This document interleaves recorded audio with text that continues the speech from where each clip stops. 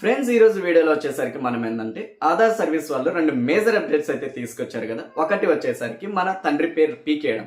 So తండ్రి పేరనే కాదు, భర్త పేరైనా సరే, గార్డెన్ ఏమైనా సరే పీకేసింది అనమాట. ఇక నుంచి మన కేర్ ఆఫ్ అడ్రస్ లో మన పేరు కింద వచ్చేసరికి ఆధార్ కార్డులో మన తండ్రి పేరు అయితే కనిపించబోదు. అండ్ సెకండ్ వన్ వచ్చేసరికి మన డేట్ ఆఫ్ బర్త్ అనేది ఫుల్గా అయితే కనిపించదు అనమాట. సో ఇక్కడ నా డేట్ ఆఫ్ బర్త్ వచ్చేసరికి 05/05/1997. ఓకేనా, ఫిఫ్త్ డేట్, ఫిఫ్త్ మంత్ 1997 అనేది నా ఇయర్ వచ్చేసి. ఓకేనా, సో అది ఇప్పుడు వచ్చేసరికి ఏంటంటే ఓన్లీ 1997 మాత్రమే కనిపించబోతుంది అని చెప్పేసి రెండు అప్డేట్స్ అయితే తీసుకొచ్చారు. అండ్ దానికి సంబంధించిన క్లియర్ డేట్ అనేది, ప్రాసెస్ అనేది ఎలా ఉంటుంది అన్న దాని గురించి మనం ఏదైతే ఆధార్ కార్డ్ అప్డేట్ చేసుకునేటప్పుడు కింద మనకు ఇచ్చారనమాట. ఫొటోస్ అయితే పెట్టారు, ఎలా వర్క్ అవుతుంది ఏంటి ప్రాసెస్ అనేది కంప్లీట్గా అయితే ఇచ్చారు. ఓకేనా, సో దాని ప్రకారం ఇప్పుడు మన ఆధార్ కార్డ్ని మన ఫోన్లోనే ఏ విధంగా అప్డేట్ చేసుకోవాలి. ఇది వచ్చేసరికి నా ఫోన్లో నేను అప్డేట్ చేసుకున్నదే. సో ఇక్కడ నుంచి మనం మన ఫోన్ నుంచే చేసుకోవచ్చు, ఆధార్ సర్వీస్ సెంటర్కి వెళ్ళి చేసుకోవాల్సిన అవసరం లేదు. ఒకవేళ మీ ఫోన్కి ఆధార్ కార్డుకి లింక్ లేకపోతే, ఆధార్ కార్డుకి మీ ఫోన్ నెంబర్ లింక్ లేకపోతే లింక్ చేసుకొని వచ్చిన తర్వాత మీ ఫోన్ నుంచి మీరైతే చేసుకోవచ్చు. ఓకేనా ఫ్రెండ్స్, ఇప్పుడు వచ్చేసి మీ ఫోన్లో ఉన్నటువంటి క్రోమ్ బ్రౌజర్ని అయితే ఓపెన్ చేయండి. ఓపెన్ చేసిన తర్వాత పైన మై ఆధార్ లాగిన్ అని చెప్పేసి సెర్చ్ చేయండి. సెర్చ్ చేసినట్లయితే టాప్లో మై ఆధార్ లాగిన్ ఆధార్ అని ఉంది కదా, దాన్ని ఒకసారి సెలెక్ట్ చేసుకోండి. సెలెక్ట్ చేసుకున్న తర్వాత వెల్కమ్ టు మై ఆధార్ అని వస్తుంది. కింద మీకు లాగిన్ అని కనిపిస్తుంది చూడండి. ఈ లాగిన్ అనే దాంట్లో పైన వచ్చేసరికి మన ఆధార్ నెంబర్ అయితే ఇవ్వాలి. ఓకేనా, సో ఆధార్ నెంబర్ ఇచ్చేసిన తర్వాత కింద మనకు క్యాప్చా కోడ్ అయితే కనిపిస్తుంది కదా, ఈ క్యాప్చా కోడ్ కొట్టేసి లాగిన్ విత్ ఓటీపీ అని ఉంది కదా. సో ఇది మన phone number Aadhaar card link అయి ఉంటేనే మాత్రమే ఇక్కడ ఓటీపీ అనేది వస్తుంది.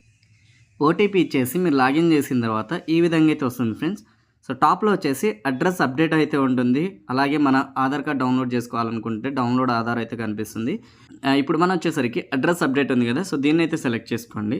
సెలెక్ట్ చేసుకున్న తర్వాత మీకు రెండు ఆప్షన్స్ అయితే పైన కనిపిస్తాయి. అప్డేట్ ఆధార్ ఆన్లైన్ అయితే ఉంటుంది, అలాగే head of the family HOF based address update అయితే ఉంటుంది. సో అప్డేట్ ఆధార్ ఆన్లైన్ వచ్చేసి ఏంటంటే ఇది మన ప్రూఫ్ అనమాట. సో ఓటర్ ఐడి అయినా సరే, లేకుంటే రెసిడెన్షియల్ అయినా సరే. సో ఇలాంటి రెసిడెన్షియల్ అంటే నివాస ధృవీకరణ పత్రం అండి, మీ సేవ నుంచి అయితే వస్తుంది. సో దీన్ని బేస్ చేసుకొని కూడా మనం అడ్రస్ అయితే అప్డేట్ చేసుకోవచ్చు. ఓకేనా, సో ఇప్పుడు మనం చూసినట్లయితే అప్డేట్ ఆధార్ ఆన్లైన్ ఉంది కదా, దాన్ని సెలెక్ట్ చేసుకోండి. సెలెక్ట్ చేసుకున్న తర్వాత ఇక్కడ నేమ్కి, డేట్ ఆఫ్ బర్త్కి, అలాగే జెండర్కి మనకి ఎన్ని సార్లు మార్చుకోవడానికి ఛాన్స్ ఉందనేది అయితే కనిపిస్తుంది. అండ్ అడ్రస్కి వచ్చేసరికి నో లిమిట్ అనేది కనిపిస్తుంది. ఓకేనా, కింద మీకు ప్రొసీడ్ టు అప్డేట్ ఆధార్ అని కనిపిస్తుంది, దాన్ని సెలెక్ట్ చేసుకోండి. సెలెక్ట్ చేసుకున్న తర్వాత ఇదివరకు ఇక్కడ కరెంట్ అడ్రస్, ప్రస్తుత చిరునామా తెలుగులో ఉంది కదా, సో ఇక్కడే మా నాన్నగారి పేరు అయితే కనిపించేది. నేను కొంచెం బ్లర్ చేసేసుకుంటున్నాను. ఓకేనా, పైకి స్క్రోల్ చేసినట్లయితే ఇక్కడ చూడండి, details to be updated. So మనం ఇప్పుడు ఏదైతే మార్చాలనుకుంటున్నామో, ఏదైతే అప్డేట్ చేయాలనుకుంటున్నామో అది ఇక్కడ ఎంటర్ చేయమని చెప్పేసి అడుగుతుంది. సో ఇదివరకు ఇక్కడ హౌస్, బిల్డింగ్, అపార్ట్మెంట్ ఏదైతే ఉందో దాని పైన వచ్చేసరికి కేర్ ఆఫ్ అడ్రస్ అయితే ఉండేది. అక్కడ మన తండ్రి పేరు రాయాల్సి అయితే ఉండేది.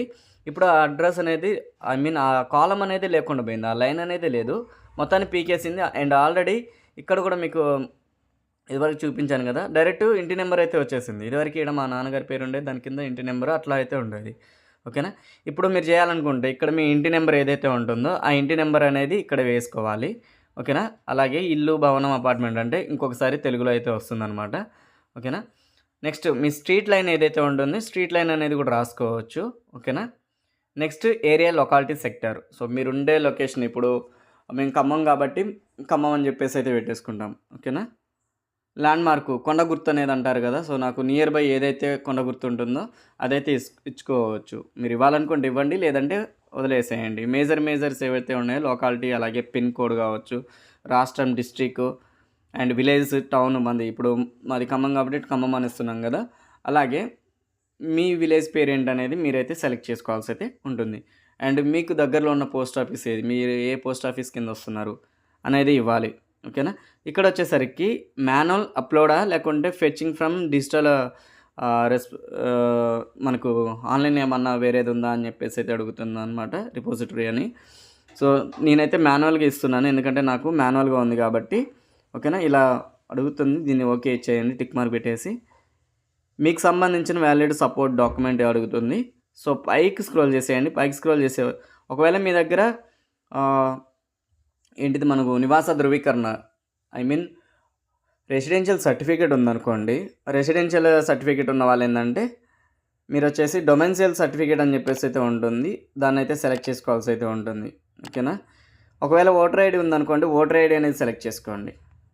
ఓటర్ ఐడి ఉంటే ఓటర్ ఐడి, లేదు మా దగ్గర ఓటర్ ఐడి లేదు, డొమెన్షియల్ సర్టిఫికేట్ మన ఇంటి నివాస ధృవీకరణ పత్రమే ఉంది రెసిడెన్షియల్ అనుకుంటే మాత్రం దాన్ని అయితే చూసి అది ఎక్కడుందో సెలెక్ట్ అయితే చేసుకోండి.